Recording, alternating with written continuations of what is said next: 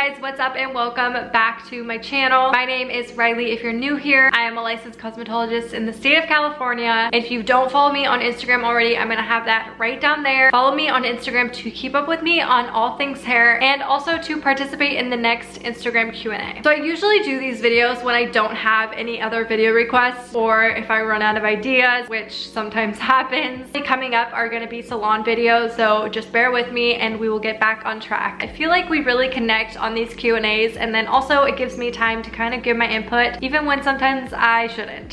So the first question is, how are you promoting yourself for extensions? I've been certified for a long time and can't seem to get anyone in my chair even as a model. Now this is tricky. There definitely could be a few reasons why you are not getting people in your chair for extensions. Number one, always promote yourself on Instagram. It is super important, no matter if you have clients or not, to continue to promote your business, just so you're showing people like, hey, I'm still here, hey, I still do extensions, even if you're not really doing them all the time. Think about why you aren't getting extension clients. Is it just not common in your area? Are you not certified in a reputable method? Are your prices way crazy compared to other people in your area? My color clientele is definitely way bigger than my extension clientele. I am definitely working on that, and it is something I will be working on probably for a couple of years, and that's okay. Keep posting and it will come. I would love some advice for a baby stylist just starting out and dealing with anxiety. Now this is also something that happens and it is so common. I would be lying if I said I didn't still get anxiety. It is something that I will probably always struggle with at least a little bit. I can't tell you a time when I just woke up and wasn't anxious about hair anymore, but I will say it does come. I feel like something that really helped me was just totally being confident in what I'm doing behind the chair, being confident in my techniques, my formulas, take the classes, get the education, ask for help so you can feel more confident in what you're doing. Don't be ashamed that you are nervous to mess somebody's hair up. Don't feel ashamed for having anxiety or being nervous. People would be lying if they said they never were nervous once in their hairstylist career, but I will say what really helps is just finding that confidence in you, getting that extra help that you need so you can become more comfortable. How long did it take you to get comfortable and confident with mixing toner formulas? I can't say that one day I woke up and I was just extremely confident in what I was doing. I think that I had someone that was able to teach me on all the things I needed to learn about color. But also I took matters into my own hands and I taught myself a lot of things. But I will say I think about a little bit after a year was when I truly felt confident in what I was doing with my toners. Advice for building a clientele. This one is really simple for me. Utilize Instagram. Be consistent. Tell people that you are a hairstylist, but above all, use Instagram. What made you choose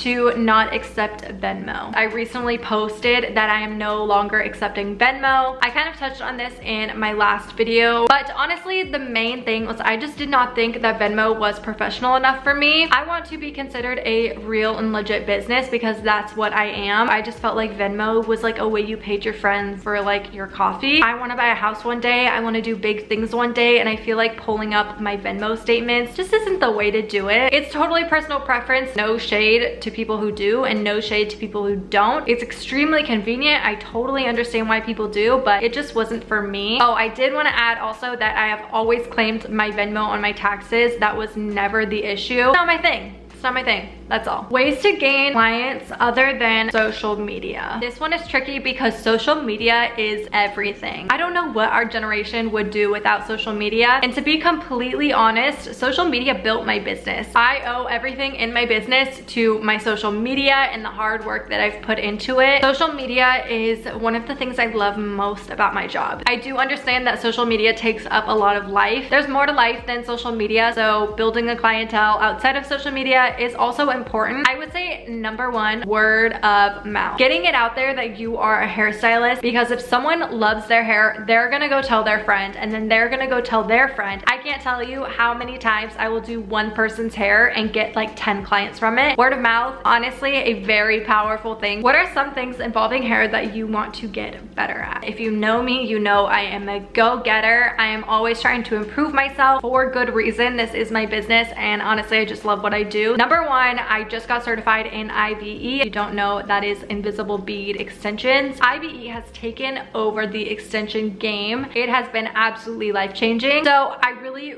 really want to just perfect my installs. I feel like I'm at a really good place right now and I'm very confident in it, but there's always room for better, obviously. Another thing I want to be better at is just my low maintenance color. That is totally my thing. So I think just working on transforming my clients into low maintenance and just getting better at what I do. I'm taking some really cool classes this year that I'm so excited about, so stay tuned for that. What to do if you don't make enough money as a new hairstylist. Now, this one is really tricky because all situations are so different. I was really blessed in the sense that I actually lived at home when I started doing hair, so I didn't have to pay rent. I didn't have a bunch of bills. I was freshly 18, so I didn't have to support a family or even myself, honestly. So what I was able to do was just pour myself into being an assistant and being okay with not making super great money, just in return to learn a ton of stuff. Now, obviously, I'm able to support myself, but I totally get that all situations are not like that. If I was in your situation and I had a family to raise, even to put a roof over my own head, and I really wasn't making that great of money being a hairstylist, I would run some numbers. How many hours do I need to work to support myself not doing hair? So don't even include your income doing hair. Figure out how many hours you need to work in a different job to support yourself and calculate your hair days around those hours. So if you need to work 5 days a week at a job, then start doing hair all day for 1 day. The more clients you build, slowly pull away from that job. The only thing is, if you are passionate about doing hair, you will not let yourself drown in that side job that you have, and that is so important. You don't want to give up hair, you just want to make it sustainable for you. Get pictures, advertise your work all week long. I understand that having another job is not ideal, but like I said, it is important that you have a roof over your head, and as long as you're staying consistent on your Instagram and killing the hair that you are doing, then you are going to succeed. It's just a matter of time. So those are all the questions that I have for you guys. If you want to participate in the next Q&A, I'm going to leave my Instagram right down here. I hope you guys enjoyed, and I will see you guys in the next video. Bye, guys.